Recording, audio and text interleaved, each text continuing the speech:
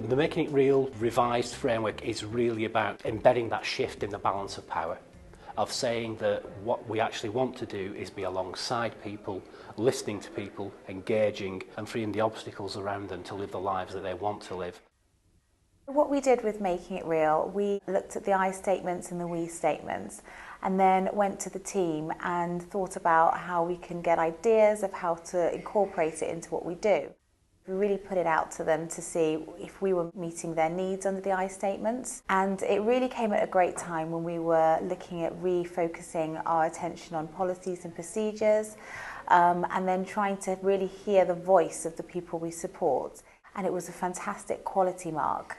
And I think the we statements, for me as a provider of those things, will really, really challenge the way I go about helping people to do those things as customers. And I think we can make use of it corporately. In terms of the way we think about business planning and developing and delivering that work. But we'd also use it individually, I think. You know, development reviews, performance setting, goal setting. I think that's a much better framework than many that we actually use, which are quite dry and bureaucratic.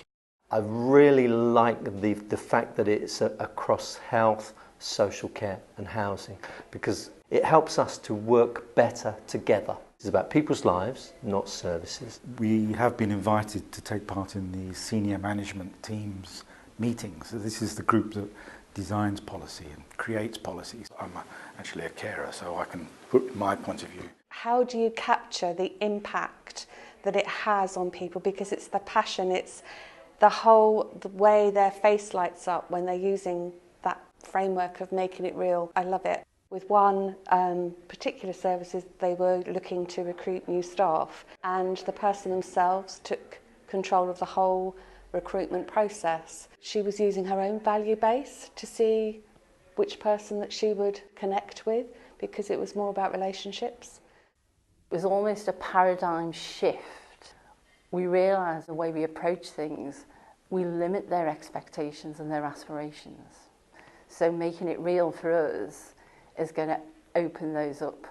So hopefully their aspirations will grow and we therefore will grow as an organisation. We are a commission service. One of the first conversations I want to have with my commissioner in the next meeting is, have you thought about adopting Making It Real?